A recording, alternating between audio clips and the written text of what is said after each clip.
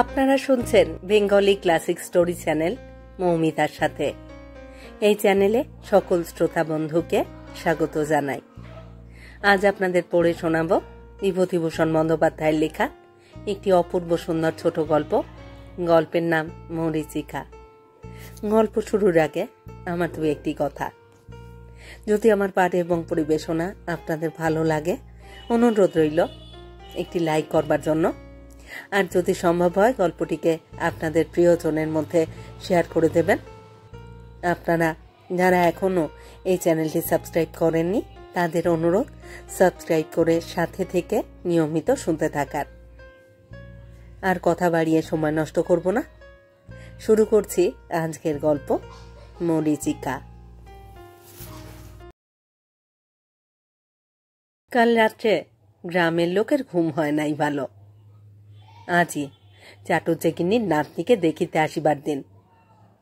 গ্রাম শুদ্ধ মেয়ে পুরুষ সেখানে আজ নিমন্ত্রিত। কিন্তু শুধু নিমন্ত্রণের আনন্দেই যে এদের ঘুম না হইবার একমাত্র কারণ তাহা নয়। ছোট্ট গাঁ, সব শুদ্ধ, ঘর 50 লোকের বাস। কেহ বিদেশে যায় না, চাকুরিও করে না, করিবার দরকারও নাই। সামান্য জমি জমাটুকু নাড়িয়া ছাড়িয়া প্রত্যেকেই একরকম দিনপাত করে। কুলবেড়ে গ্রামের বাহিরে যে বড় জগৎটা আছে সে সম্বন্ধে কেহ কিছু জানে না, জানিবার জন্য মাথাও ঘামায় না। আর তাই কাল যখন জানা গেল চাটুজ্জে বাড়িতে মেয়ে দেখিতে যে আসিতেছে সে কলকাতার ছেলে এবং কলেজে শিক্ষিত, তখন এই অদৃষ্টপূর্ব জীবটিকে দেখিবার ও তাহার সহিত কথাবার্তা কহিবার আনন্দটা খাওয়ার আনন্দকেও ছাপাইয়া উঠিল। তাছাড়া যে বর সেই স্বয়ং আসিতেছে নিজের চোখে পাত্রী দেখিতে। আজকালকার ছেলের তাই ধরন।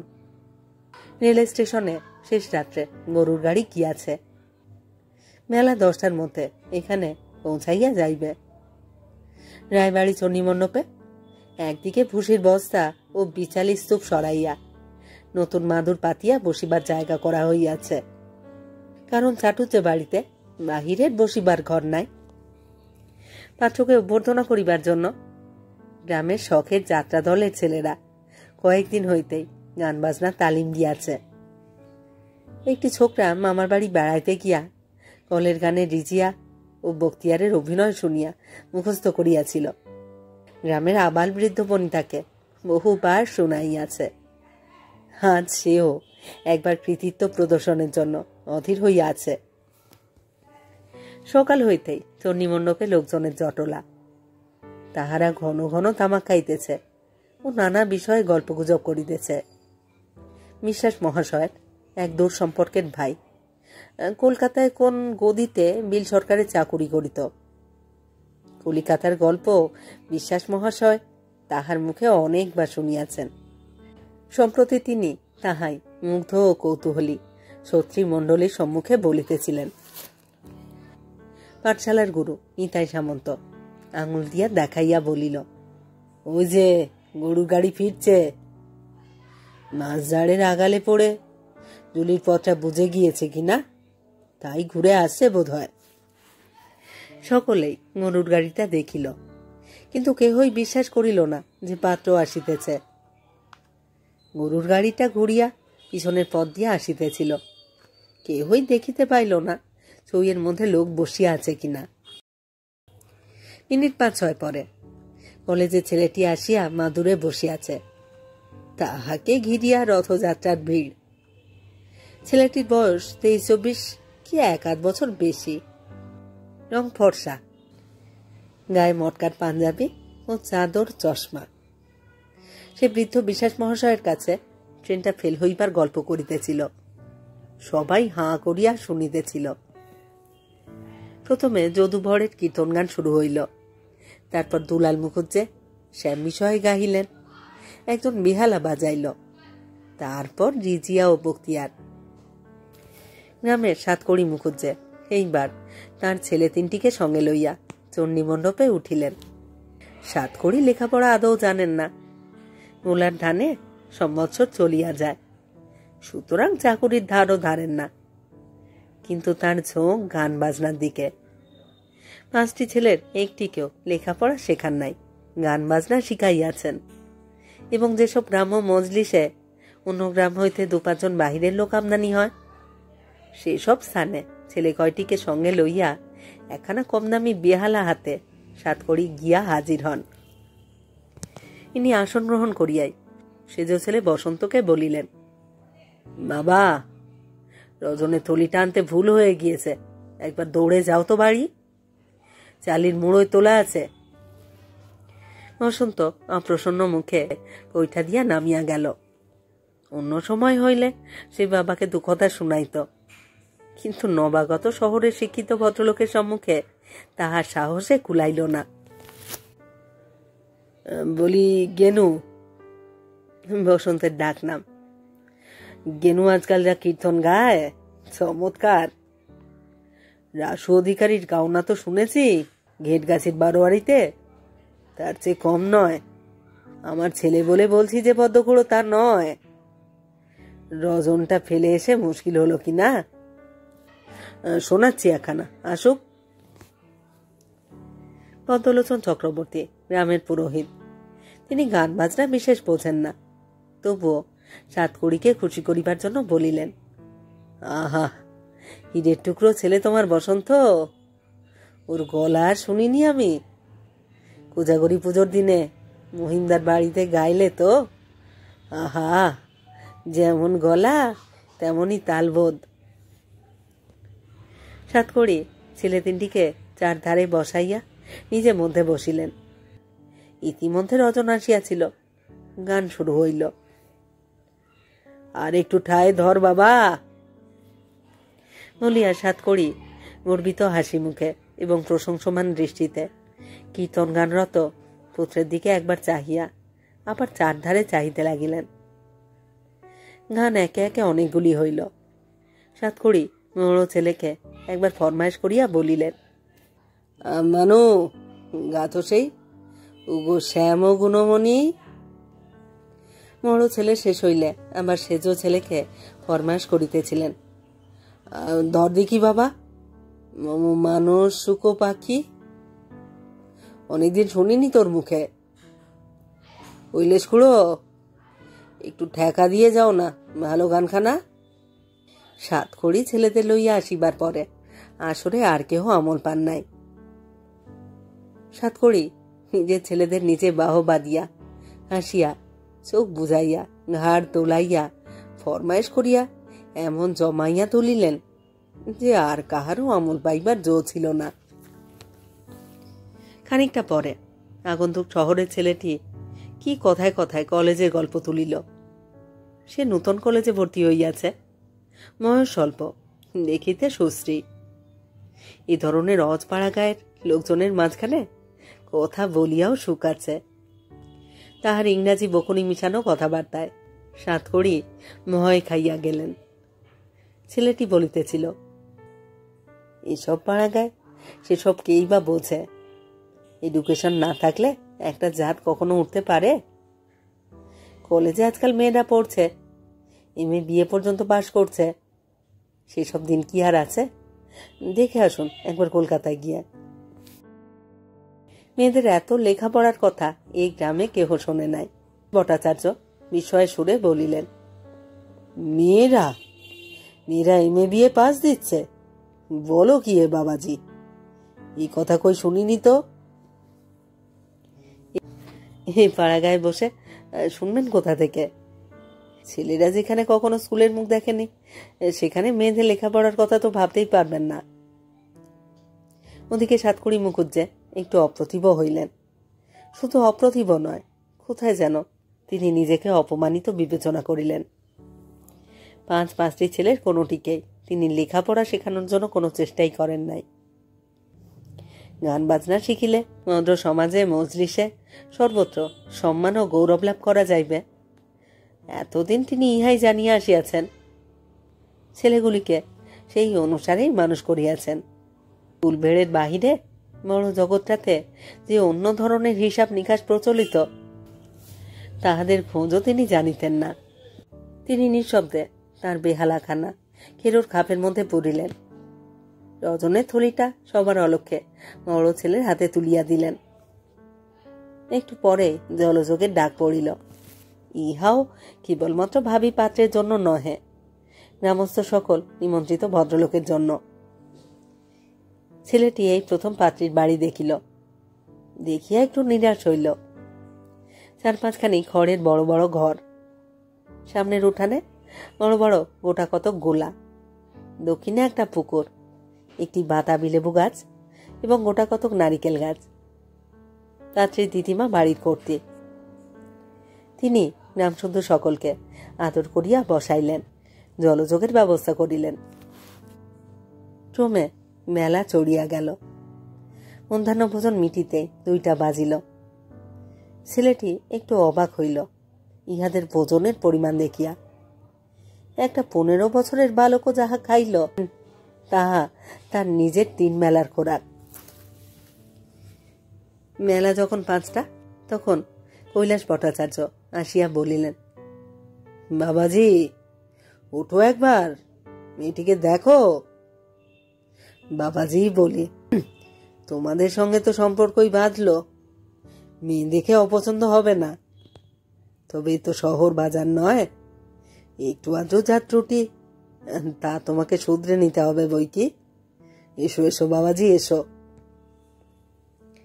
আবার চাটুর্যে বাড়ির চণ্ডী মণ্ডপে অনেক লোক জড়ো হইয়াছে। গতিক দেখিয়া মনে হয় অন্ধকার মতো একটা উৎসবের ব্যাপার ইহাদের গ্রামে অনেক কাল ঘটে নাই। অন্তত আগন্তুক ছেলেটি তাহাই মনে হইল। নতুবা গৃহস্থ বাটিতে মেয়ে দেখানোর সামান্য ব্যাপারে গ্রামশুদ্ধ লোকের এত উৎসাহ কেন? মেয়ে দেখিয়া ছেলেটি সন্তুষ্ট হইল। মেয়ে স্বাস্থ্যবতী, রং খুব ফর্সা না হইল মানানসই, মুখোশটি সুন্দর, বড় বড় চোখ। কেবল ইহাদের চুল বাঁধিবার ধরন সে পছন্দ করিল না। পাতা কাটা খোঁপা শহর হইতে কোন কালেই উঠিয়া গিয়াছে, আর ইহারা সেটাকে এখনো ফ্যাশন বিবেচনা করে। তাছাড়া অত গহনা কেন গায়ে? গহনার ভারে মেয়েটি যেন বিব্রত হইয়া পড়িয়াছে। দিদিমা সজল চোখে বলিলেন, সুখে নাও গিয়ে দাদা ভাই, ও আমার যেমন মেয়ে তেমন মেয়ে এদিকে নেই, আমি বড় গলা করে বলতে পারি। ওরা আমাকে ফাঁকি দিয়ে চলে গেল। মেয়ে তখন 3 মাসের দাদা, সেই থেকে আমার কাছেই মানুষ। আমারও তো ও ছাড়া আর কেউ নেই। ওর বাবা খোঁজ নেয় না, সে আবার বিয়ে করেছে, ছেলে পুলেও হয়েছে, সে এদিক মাড়ায় না। তোমার হাতে মেয়েটাকে তুলে দিয়ে নিশ্চিন্তি হই। তারপর যা রইল সবই তো তোমাদের। কর্তা রাজা রেখে গিয়েছেন, তাতে চাকরি করে খেতে হবে না। আর আমাদের বাড়িতে চাকরি কখনো কেউ করেনি। কৈলাস ভট্টাচার্য বলিলেন, এই গায়ে কখনো কেউ চাকরি করেছে বউ ঠাকরুন? আপনাদের কর্তাদের কথা তো বাদই দিন, তাঁরা তো ছিলেন গায়ের মালিক। রামু, আমাদের কর্তারা কি আমরা কখনো গায়ের বাইরে অন্যের চেষ্টায় পা বাড়িয়েছি? রামু রামু, এই যে দেখছো বাবাজি উত্তরের মাঠ, এসব লাখ রাজ, একেবারে সেই রতনপুরের নীলকুঠি পর্যন্ত। তবে এদের বাড়িতে পুরুষ মানুষ নেই, একা বউ ঠাকুরুন আছেন। মেয়ে মানুষ তো, তাই চাষবাস হয় না। নইলে 60-70 বিঘে খাসে আমন ধানের জমি রয়েছে, 2টো বড় পুকুর রয়েছে, চাষ করলে ভাবনা কিসের? এই দেখছো বটে খড়ের ঘর, এই গায়ে সকলেই এদের প্রজা। ছেলেটির নাম সুরেন। আহারাদের পরে সে বাড়ির চারিধারে ঘুরিয়া দেখিল। কলকাতায় থাকিবার আজকাল বড় কষ্ট। পড়াশুনো শেষ করিয়া চাকুরির বাজারও সুবিধা নহে। যদি এখানে বিবাহ করিয়া সম্পত্তি পাইয়া বাস করা যায়, এর পল্লীগ্রামের শান্তি ও নির্জনতার মধ্যে শহরের উগ্র জীবন সংগ্রাম হইতে বেশ দূরে নিশ্চিন্তভাবে চমৎকার জীবন কাটিবে এখন। সুরেন জিজ্ঞাসা করিল, আচ্ছা, এই জমিটা পড়ে আছে কেন ভরচাজি মশাই? ওই যে তোমাদের বললাম বাবাজি, এদের বাড়িতে চাষ করবার মানুষ কই? বুড়ি একা তো সব দিক দেখতে পারে না। তোমার সঙ্গে যদি বিধাতা যোগাযোগ ঘটিয়ে দেন, তবে তুমি এসে সব নিজের হাতে নাও না। তোমায় তাহলে কি কারো চাকরি করতে হবে? পায়ের উপর পা দিয়ে চাটুর যেতে 7 পুরুষ এই ভিটেতে দুধ কি খেয়ে কাটিয়ে গিয়েছে, তোমারও কাটবে? সুরেন নিজের মেষের কথা ভাবিতেছিল, জানালাহীন ছোট্ট ঘরটার কথা ভাবিল। হাওয়া কোনো কালে খেলে না, গরমের অর্ধেক দিন রাত্রে ঘুমই হয় না। এতটুকু এক টুকরো মাছ, বিস্বাদ ডাল, ততোধিক বিস্বাদ তরকারি। একদল লোক খাইয়া উঠিয়া গেলে তাহাদের উচ্ছিষ্ট ভালো করিয়া না ধুইয়াই তাহার উপর আর একদল লোক খাইতে বসিয়া যায়। দেওয়ালের গায়ে আরশোলা চলাচল করে। সব কথা ভাবিয়া দেখিল, এখানে এই মুক্ত মাঠের ধারে স্বাধীন জীবন, নিজের লোকজন, নিজের হুকুম মতো সকলকে খাটানো। সে দরিদ্র ঘরের ছেলে, এসব তো তাহার কাছে স্বর্গের মতোই, নাগালের বাহিরের জিনিস। মন্দ কি? আইন পাশ করিয়া কি হইবে? এই তো বেশ। মহা উৎসাহে সে ভরচাজি মশাইকে বিষয় আশয় সংক্রান্ত আরো প্রশ্ন করিতে লাগিল। কলমের বাগানগুলো কোন দিকে? কলমের বাগানগুলো কোন দিকে? প্রত্যেকটাতে কতগুলা করিয়া গাছ? পুকুরগুলো কি মাছ ছাড়িবার উপযুক্ত আছে? মেলা খুব পড়িয়া আসিয়াছিল। নিকটের বিলের ধার হইতে চড়িয়া গরুর দল কর্দমাক্ত গায়ে মাড়ি পিড়িতেছিল। সান্ধ্য হাওয়ায় তাল গাছে মাবই পাখির বাসা দুলিতেছে ও শুকনো তালপাতার কর্মর্মর শব্দ হইতেছে। সুরেন একা একটু বেড়াইবার জন্য দক্ষিণের মাঠে রাস্তাটা ধরিল। কৈলাস ভরচাঁদ এবার সঙ্গে আসেন, এটা সে চায় না। কিন্তু ভরচাঁদ মশাই খোশ গল্পের শ্রোতাকে অত সহজে ছাড়িয়া দিতে রাজি নহেন। তিনিও সঙ্গে সঙ্গে চলিলেন। শুধু রত্নপুরের খড়ের মাঠটার সালিয়ানা 300 টাকা আয় ছিল বাবাজি। মারুত যে গিনি তো বোঝেন না, ওকে ঠকিয়ে সেটা 12 ভূতে খাচ্ছে। তুমি দেখে শুনে খাস আদায় করবে, শিখিয়ে দিলাম তোমায়। সন্ধ্যার পরে আবার অনেকে চণ্ডীমণ্ডপে জড়ো হইল। সুরেন এবার যেন এখানকার এই সকল আনন্দ স্রোতে নিজেও ভাসিয়া গেল। 7 কড়ির বেহালা 2-3 বার ফরমাইশ করিয়া শুনিল। তার ছেলের কীর্তনের তারিফ করিল। 7 কড়ি বলিল, গায়ের ছেলেরা আমার সব ধরেছে, তোমায় বলতে সাহস করে না বাবাজি। এবার ওরা একটা শখের দল খুলছে, তোমায় কিছু চাঁদা দিতে হবে। তিনি আরো কি বলিতে যাইতেছিলেন, এমন সময় একটি লোক হাসি মুখে চণ্ডীমণ্ডপে উঠিয়া হাত তুলিয়া সকলকে নমস্কার করিল। 7 কড়ি বলিলেন, এসো হে মাস্টার, বসো। স্কুল ছেড়ে দিয়ে এলে? শুনেন বাবাজি, এর সঙ্গে তোমার তো আলাপ নেই। ইনি পাশের গায়ে স্কুল খুলেছেন, খুব ভালো মাস্টার। নিভাননীকে ইনি একবেলা ইংরেজি পড়ান। মাস্টার সুরেনের দিকে চাহিয়া নাক বাহির করিয়া হাসিল। তাহাকে দেখিয়া সুরেনের মনে বিশেষ ভক্তির উদ্রেক হইল না। এমন তেল মাখিয়াছে যে কানের পাশ গড়াইয়া পড়িতেছে।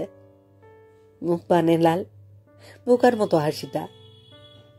হ্যাঁ, ইংরাজির অধ্যাপক বটে। ভাবি পত্নীর ইংরাজি শিখাটা হইতেছে ভালোই। মাস্টার জুটিয়াছে যখন এমন। মাস্টার বসিয়া বসিয়া বকবক করিতেছিল। নিজের কৃতিত্ব ব্যাখ্যা করিবার সুযোগকে ছাড়ে।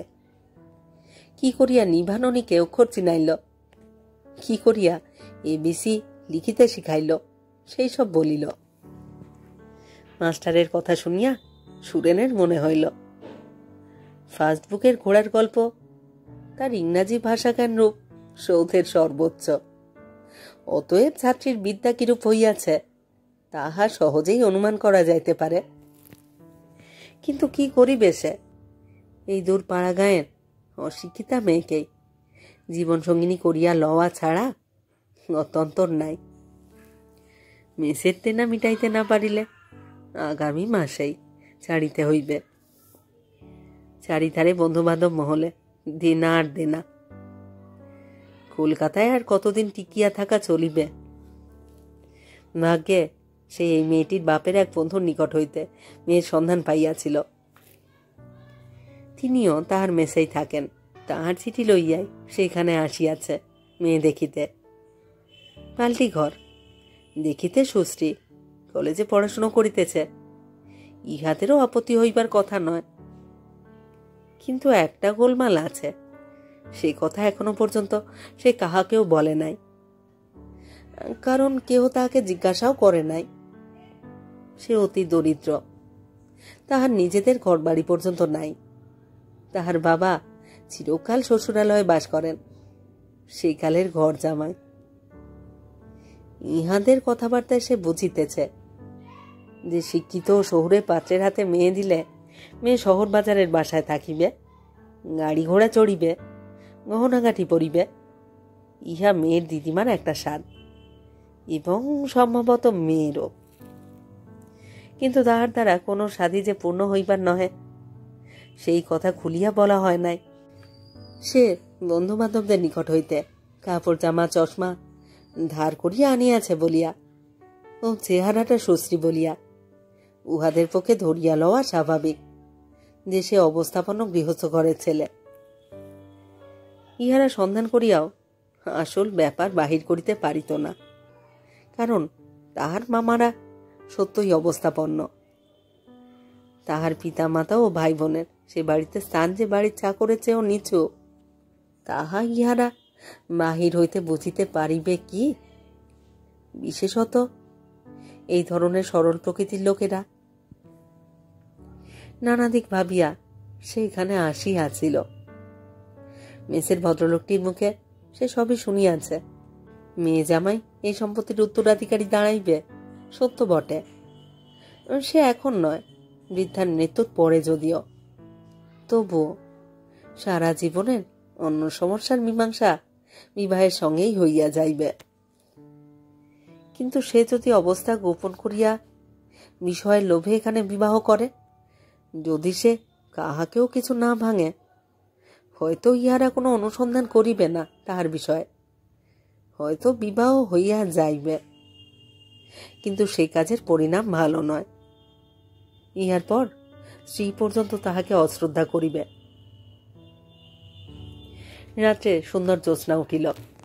নবীন পল্লী প্রকৃতি একটি রহস্যাবৃত সৌন্দর্যের কুয়াশায় নিজেকে আবৃত করিয়াছে। সারা রাত সে ঘুমাইতে পারিল না। অত্যন্ত সহজেই এই বাড়ির, এই গ্রামের মাঠ বন তাহার আপনার হইতে পারে। কি করিবে সে? পরদিন সকালে উঠিয়া সে যাত্রার জন্য প্রস্তুত হইল। কিন্তু সেদিন সকালে কৈলাস বরচাচি তাকে নিজের বাড়িতে যাইতে বলিয়াছিলেন। সুরেনের আপত্তি তিনি শুনিলেন না। বলিলেন, বাবাজি, বাড়ি তো খাওয়াবো দুটো মাঝে ঝোল ভাত, তার জন্য কি তোমার ট্রেন ফেল করাবো আমি? সব সকাল সকাল হয়ে যাবে এখন। গাড়ি ধরিয়ে দেবার ভার আমার উপরে। তুমি এখন হতে আপনার জন্য হতে চললে দুটো না খাইয়ে কি ছেড়ে দিতে পারি? খাওয়ার আয়োজন সকাল সকালই হইল। দুধ, মাছ, দই সব চাটুচে বাড়ি হইতে পাঠাইয়া দিয়াছে। তাহাদের পুকুরে শেষ রাত্রে মাছের জন্য জাল ফেলা হইয়াছিল। চাটুচে গিন্নিও উপস্থিত ছিলেন। কাছে বসিয়া যত্ন করিয়া খাওয়াইলেন। ছেলেটিকে সত্যই তাহার ভালো লাগিয়াছিল। দেখিতে সুশ্রী, বুদ্ধিমান, অমায়িক, লেখাপড়া জানা তো বটেই। নিভাননীর অদৃষ্টে এমন বর জুটিলে তো তেমন কপাল কি সে করিয়াছে? গরুর গাড়িতে উঠিবার সময় তিনি পথে খাইবার জন্য গাড়িতে ডাব, পেঁপে ও আম তুলিয়া দিলেন। বাড়ির একজন চাকর সুরেনকে জিনিসপত্র সমেত ট্রেনে তুলিয়া দিতে যাইবে ঠিক হইল। চাটুজ্জেগিন্নি সুরেনের হাত দুটি ধরিয়া বলিলেন, দাদা ভাই, এই কাজ যাতে বৈশাখ মাসের মধ্যেই হয় তা কিন্তু তোমাকে করতেই হবে। নিভাননীকে তোমায় নিতেই হবে। দেখে শুনে তো সবই গেলে, তোমার বাবাকে গিয়ে পাঠিয়ে দিও, এসে মেয়ে আশীর্বাদ যেন করে যান। আমায় কথা দিয়ে যাও যে এতে তোমার অমত নেই। গিয়েই পত্তর দিও দাদা। সুরেন চলিয়া গেলে দিন কতক গ্রামে তাহার সম্বন্ধে আলোচনা চলিল, এবং সাতকড়ি ছাড়া অন্য সবাই ছেলেটিকে খুব পছন্দ করিয়াছে। কৈলাস ভট্টাচার্য তো সকলের কাছে তাহার শতমুখে প্রশংসা করিয়া বেড়াইলেন। একদিন করিয়া সপ্তাহখানে কাটিয়া গেল, সুরেনের কোন পত্র বা সংবাদ কিছুই আসিল না। চাটুজ্জেগিন্নি অত্যন্ত ব্যস্ত হইয়া উঠিলেন। ক্রমে দিনবারও কাটিল, কোনো খবর নাই। চাটুজ্জেগিন্নি কৈলাস ভট্টাচার্যকে দিয়া লিখাইয়া রেজিস্ট্রি পত্র দিলেন। আরও দিন কতক কাটিল, সে পত্রেরও কোনো জবাব আসিল না। চাটুজ্জেগিন্নি কৈলাস ভট্টাচার্যের কাছে আসিয়া কাঁদিয়া পড়িলেন। কৈলাসের নিজের বড় ছেলে রাম পাশের গ্রামের নবীন কাপালির সঙ্গে দিন কতক আগে কাঁঠালের ব্যবসা করিয়াছিল। মার্তিনে কাঁঠালের চালান লইয়া কলকাতায় গিয়াছিল। সুতরাং তাহাকে সুরেনের বাসার ঠিকানা দিয়া কলকাতায় পাঠানো হইল। 3 দিন পরে রাম ফিরিল। কলকাতার মেসের সেই বাবুটি একখানা পত্র দিয়াছেন, সেখানা সে বাবার হাতে দিয়া চুপ করিয়া রহিল। কৈলাস পত্রখানা খুলিয়া পড়িলেন। সুরেন বাঁচিয়া নাই। এখান হইতে ফিরিয়া দিন কতক পরে সে নিজের অর্থাৎ মামার বাড়িতে যায় পিতার সঙ্গে সব কথা খুলিয়া বলিতে। সেখানে কলেরা হইয়া মারা গিয়াছে। সময় কাহারও জন্য অপেক্ষা করিয়া বসিয়া থাকে না। পরের শ্রাবণে নিভাননের বিবাহের দিন স্থির হইয়া গেল। পাড়ার বড় চণ্ডীমণ্ডপটাতে মিশ্রিত বরাসন পাতা হইয়াছে। দুপুরের পর হইতে গ্রামের ছোট ছেলে মেয়েরা জড়ো হইয়া ভিড় করিতেছে। গ্রাম শুদ্ধ সবারই আর চাটুজ্জে বাড়ি নিমন্ত্রণ। শুদ্ধ ব্রাহ্মণ পাড়াটুকু যে তাহা নয়, শূদ্র ভদ্র সবারই। কৈলাস ভট্টাচার্য ব্যস্ত আছেন, কারণ চাটুজ্জেদের পুকুরে সব ছোট মাছ বলিয়া মহিমপুরের নিকারিতের মাছের বায়না দেওয়া হইয়াছে। মাছ এখনো আসিয়া পৌঁছায় নাই। বৈকালে মরের দল আসিল। মরের বাড়ি এদিকেই, গোটা 2 স্টেশন বরেই। ইহাদের আনিতে মরের পালকি বাদে 5-6 গরুর গাড়িও স্টেশনে গিয়াছিল। বরযাত্রীদের মধ্যে বৃদ্ধের দলই বেশি, 2-1টি বালকও আছে। মেয়েরা চণ্ডীমণ্ডপের সামনে পথের ধারে মোরকে অভ্যর্থনা করিবার জন্য ভিড় করিয়া দাঁড়াইয়াছিল। মেটে হাঁড়ির ভিতর বৃষ্টি প্রদীপ লইয়া কৈলাস ভট্টাচার্যের স্ত্রী অপেক্ষা করিতেছিলেন। চাটুজ্জেগিন্নি একটু পিছনে দাঁড়াইয়াছিলেন। মরের পালকি পাকুড়তলায় নামাইল। বর পালকি হইতে বাহির হইল। বরকে পর্যন্ত এখানকার কেহ দেখে নাই। মরের জ্যাঠামশাই আসিয়া সব ঠিকঠাক করিয়া গিয়াছিলেন। বয়স 40-এর কাছাকাছি হইবে। নজবকে বিবাহ করিতেছে, এবং খুব ফর্সা না হইলে কালো নয়, বেশ স্বাস্থ্য। মাথার সামনের দিকে একটা ছোট টাক। চাটুজ্জেগিন্নি অনেকক্ষণ হইতে এক দৃষ্টে পালকির দিকে চাহিয়াছিলেন। ঝিপৌরা উলু দিয়া কলরব করিয়া উঠিলে তাহার যেন চমক ভাঙিল। তিনি তো জানিতেন সুরেন আসিতেছে না, আসিতে পারে না। তবুও পালকি হইতে সুরেনের পরিবর্তে ইহাকে আসিতে দেখিয়া তিনি নিরাশ হইলেন কেন কে জানে।